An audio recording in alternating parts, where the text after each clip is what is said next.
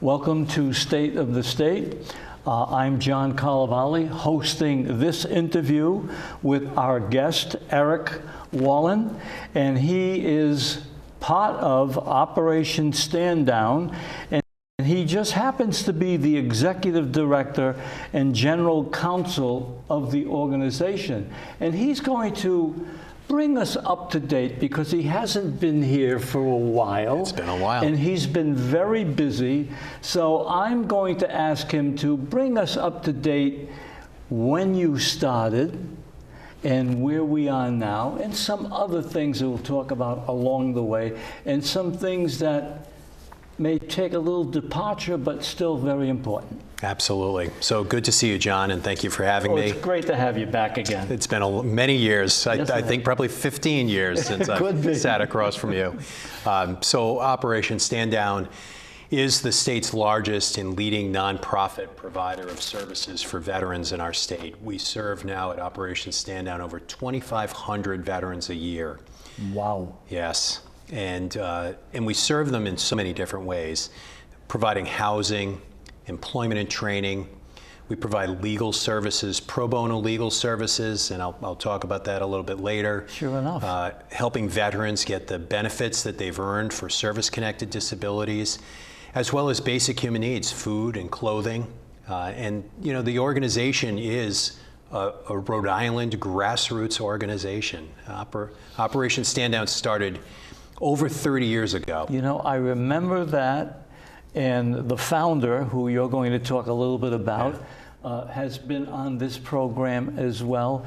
So just take us back to when it was founded and by whom. Sure. So Tony DeQuattro, Johnston native. Tony was a Vietnam-era veteran and had for many years been active in the veteran community, served as the commander of the Rhode Island American Legion, and the adjutant, I believe, at one point, working a full-time job for the Department of Transportation. But in the early 1990s, he was looking around, and at that time, saw a lot of Vietnam-era veterans and Vietnam combat veterans on the streets, homeless, and there were really no federal or state resources available. So Tony, along with a couple of other volunteers, took it amongst themselves to put together a single weekend during the year called Stand Down Weekend. And his idea then was to bring together as many resources as possible, whether those were federal or state agencies or other nonprofits, bring them to one location, and then get all of these veterans that were on the streets to that location to get help, whether that be mental health or substance abuse, housing, clothing, just connect them with the services. And really, that was what Operation Stand Down did for the first 10 years. And how brilliant that was. Oh, absolutely. I mean, it was landmark then. And really, I don't think Tony he was helping one veteran at a time. Back then, they'd get a couple of hundred veterans for the Stand Down Weekend. And they were helping those individuals. But really what he was doing, whether he realized it was or not, was building a coalition of agencies and people that were seeing what the need was and bringing their talents and their resources, and also, very importantly, rallying elected officials and the decision makers to this problem, that being homelessness amongst veterans. And then in early 2000, Tony ended up building in Johnston on what was at best could be described as a bombed out former motel location, 1010 Hartford Avenue, which now is our headquarters, building the first supportive housing for veterans in the state of Rhode Island. Wow. Yeah. And he's still part of he's the president and chairman of our board, and still comes in 3 days a week. But Operation Stand Down is a Rhode Island nonprofit, founded here and serving Rhode Islanders. And I had the privilege of meeting him many years ago in an ill-fated campaign for Attorney General. I met his daughter, who was a talk show producer for the Helen Glover show while I was on that, and she goes, "You need to meet my dad. You're a veteran. You got to meet my dad." And we bonded immediately when I met him. And shortly after that campaign, he invited me to become part of Operation Stand Down. And it's been a tremendous opportunity to serve my brothers and sisters who have served and worn the uniform. So you have been serving for how many years now? So I've been the executive director of Operation Stand Down since 2010. I'm sorry, 2011. Mm-hmm. But involved in the organization since 2010. And we've grown a lot. Tony did a lot before I got there. He built the first transitional housing for homeless female veterans in the state, and had built a number of other facilities. We now have, though, 88 units of housing in the state of Rhode Island for veterans. It's a mix of permanent housing and transitional housing for both male and female veterans. But our mission has grown beyond just the housing that we own and operate. But this is something that is a very prominent part of what you're doing now. And you've learned a great deal about the homelessness oh my goodness, yes. Challenge. You want to talk a little bit about that? Sure. So when I got to Operation Stand Down, we were primarily focused on the properties that we had developed and running those and bringing veterans into them. Since then, we've had the opportunity to bring together a lot of resources. We now provide rental assistance to veterans in the community. So beyond just the housing that we own and operate, every year we're serving over 300 to 350 unique veteran households, meaning they're not the same ones every year. These are veterans who are literally homeless or about to be evicted. We pay for security deposits, get them into housing, and then work with them through the programs that we have that I mentioned earlier, mm-hmm. to try to get at the root cause of what got them to being homeless, and ultimately to get them into a situation where they can self-support and they can maintain stable housing. So you've got to work at employment. You've got to help them get jobs. You've got to help them get connected to the VA. For a lot of veterans, people think if you serve, now I served for a number of years in the Air Force. People think that just because you wore the uniform, all of a sudden you're going to get entitled to VA services, you get health care, you get all of this. It's not true. You have to retire in most cases, unless, for example, you have a service-connected disability. So we have a team of attorneys that help veterans who may have suffered a service-connected disability get those benefits that they've earned and that they deserve. It's more than just financial. Once you qualify for VA services because you're service-connected, you are now eligible for health care. You're eligible for mental health care as well. So the organization has grown immensely. I'm proud to say that I have a team of 35 employees. Almost all of them are veterans. Some of them combat veterans. Oh, that's impressive. And not only is the number impressive, but I can't think of anything better than someone who's been served and is now serving some that have been in the same situation perhaps as he or she might have been in. I think that is just a great way of doing it. Well, really it allows us to connect to them, and it differentiates us from almost any other nonprofit working within the homeless sector. While all of our experiences in the military are very different, there's no doubt about it. I have many veterans that have served in combat that work for me. I have other veterans that have been active duty full-time, others that were with the National Guard and then ultimately deployed to Iraq or Afghanistan. And then we also have family members of veterans. So we always say it's not just the veteran that serves, it's also the families, so the spouses and what have you. So we understand. If we didn't have the same experience, we know we have many common experiences, and we know what that's like. And so you can communicate. One of the biggest challenges with veterans who are homeless or at risk of being homeless, they're the last ones to ask for help. You think about who joins the military. It's someone who, one, has a sense of service in helping others, putting others before themselves. And too often, they do so at their own peril. And what Operation Stand Down offers is that safe zone where we're able to talk to them, not just as someone helping them or giving them something, but someone who understands where they came from, how they got to where they are, and provides them that level of dignity as we're helping them through the challenges that they may have. And because your experience may be somewhat similar. I mean, it doesn't necessarily have to be the same as the person that you're trying to help. I would assume that he feels a connection to you and you feel a connection to him. And that's a great way to start. Yeah, well, absolutely. And I would just say it's not just he to him, but it's she to her. Yes, indeed. We have a tremendous number of women who have served in combat and who have served in uniform throughout the course of our history. We do an event called Boots on the Ground for Heroes, which is it's a memorial to those who have made the ultimate sacrifice in the global war on terror. And we have many women amongst those over 7,000 boots that have made the ultimate sacrifice, even just since 9/11. But it goes back far earlier than that. And Operation Stand Down is very proud that we have focused in a significant way on serving our sisters in uniform as well. Yes, indeed.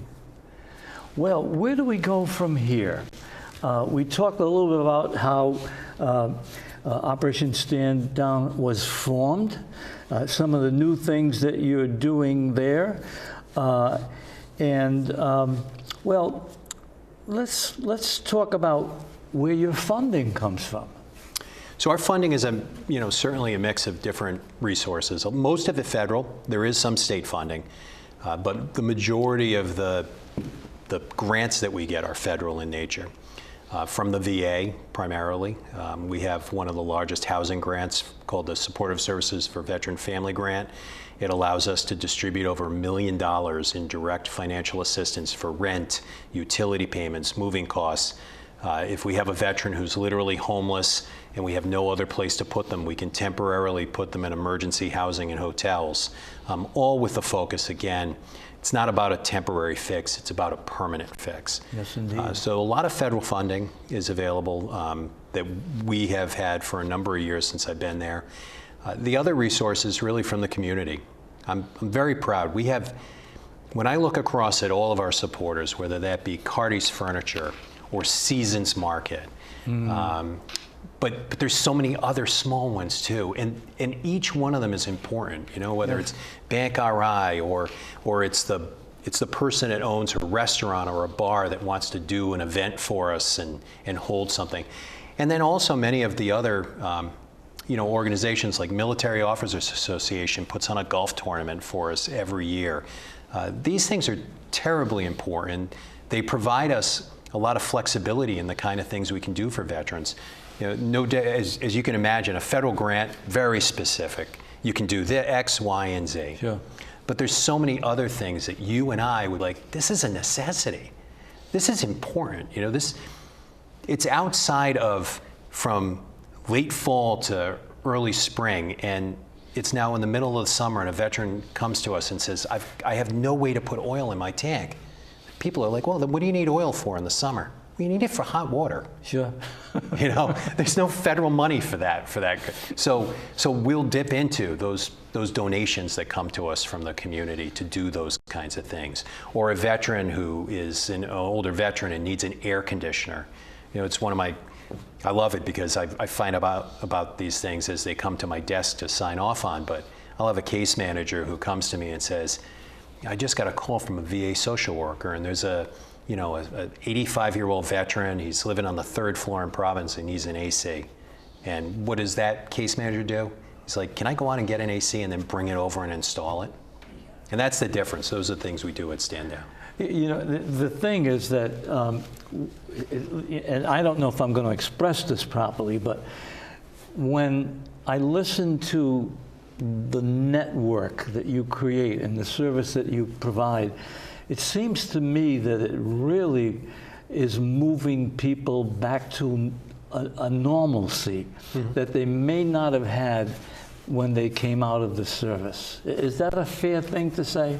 Yeah, I mean, there's a lot of challenges that people have when they get out of the service. Certainly, you have PTSD, mental health issues for those who have experienced trauma in service. That's a huge challenge. A lot of them have come from other parts of the country. Their family network is not here. So it is about creating a stability, a normalcy, as you might describe it, but also bringing those resources to address things like mental health and substance abuse. And we do that at Stand Down. I'm actually very excited that in the last couple of years we begin to add at Stand Down clinical mental health services, which is a big service to be providing for a nonprofit like ours. And we hear more and more about it. And more of us, in some way or another, is in need of that. Ordinary, everyday people have stress. Positively. And our culture seems to be getting more and more stressful. It's a wonderful thing that you're doing when you tackle that. Yeah, and I love the fact that the people providing those services are veterans themselves. Yes. So when I have an older gentleman who's a licensed clinical social worker. He was a former command sergeant major. He's nearly 70 years old, but he's able to, when somebody is coming in and talking about the challenges that they had in the military and the experiences, he knows exactly what they're talking about. Yeah.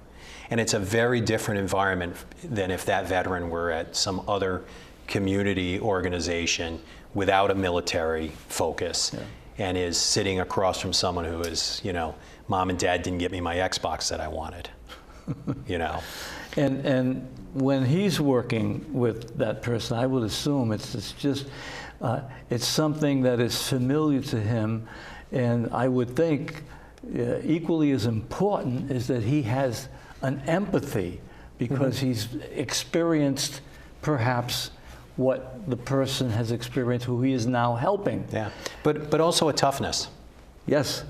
You can't, I did this in the military and this did this to me. Yeah, okay, fine. Yeah, same thing here, but how are we going to talk about, lift yourself up. Yeah. Let's get yourself together. Let's get this done. That's not an excuse. That's right. So that's the difference, and it's the same way across all of what we do at Operation Stand Down, and that's, I think, what makes us very successful and why we've been able to have the impact that we've had. It's very, very exciting. I'm going to ask you this, and pardon me because it's a bit long, but I want to set the stage. For the past several years, Operation Stand Down has placed boots on the ground at Fort Adams and Roger Williams Park and Memorial Day weekend. You were also involved invited to Gillette Stadium by the New England Patriots to display this exhibit. Tell us about that event. Oh, it is really one of the most moving things that we're involved in at Stand Down. At the time, Tony DeQuattro's daughter, Dee DeQuattro, was our development director. And she called me. We had brought the Vietnam Traveling Wall in 2014 to India Point. And she called me in 2015 and said, hey, is there anything that we're doing for, post 9/11, global war on terror? She's like, I have this idea of putting a boot out for every single service member that has been killed. And actually, I got this call while I'm driving to work. And I said, well, how many are we talking here? And she goes, and at the time, it was over 6,000, and now it's over 7,000. Wow. And I said, okay, this sounds like a great idea, but we got to get these boots, But this is an amazing memorial, and we've had support from the Gold Star families, but each boot has a flag, a placard with a picture of the service member that was killed in action, as well as their biographical information, where they're from, what branch, how they were killed, all laid out in a field in alphabetical order, by name, by state. So you can literally come to boots on the ground, and if you knew somebody, whether you knew them because you served with them or you knew them because you went to school with them or worked with them, you can find that boot. And every year, thousands and thousands of people come and see this. And why it's important is because not only is it allowing these people an opportunity to have a very tangible thing to see and to remind them and to memorialize the sacrifice of this person, but it reminds people of what the actual sacrifice is. And it reminds all of us that we have a responsibility to care for their brothers and sisters of those people whose boots are in the field, because they're not here to care for them. Yes. And so we carry forward that responsibility. And it's also allowed us to meet the Gold Star families and understand that their sacrifice continues every single day. Every single day. Every single day. It really is a pronounced act of love and caring. It is, and it's impressive just to hear you talk about it.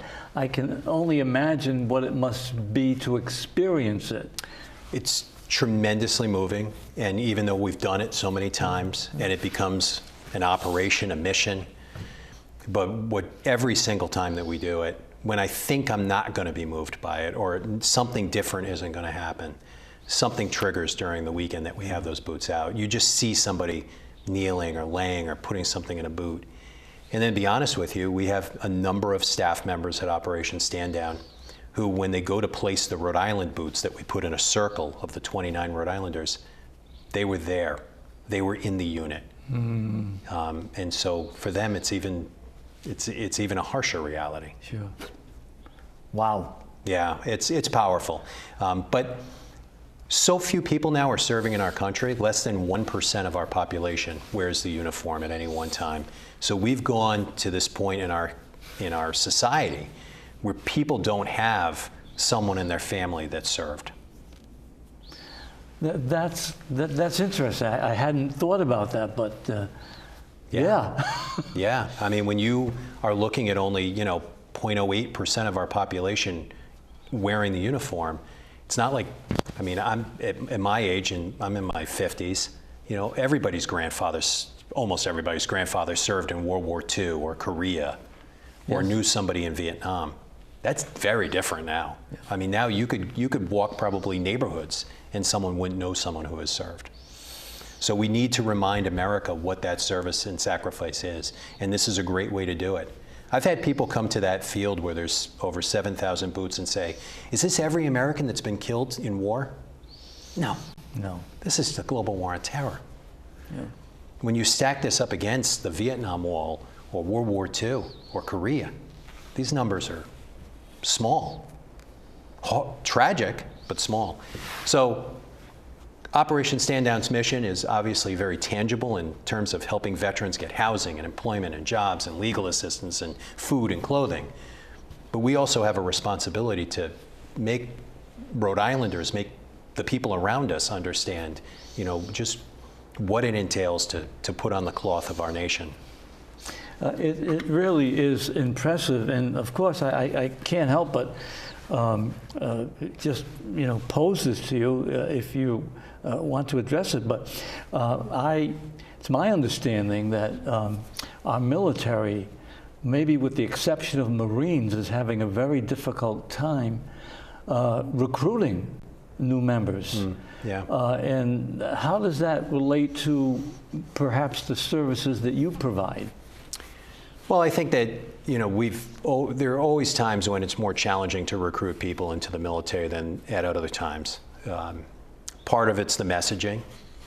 I think that you have to articulate that there's an honor and a dignity to serving, and you have to get people to rise to that occasion, to rise to patriotism. Certainly when we have events like 9/11, you see a rush of people doing so, but people quickly forget what the threat is and how important it is to wear that uniform.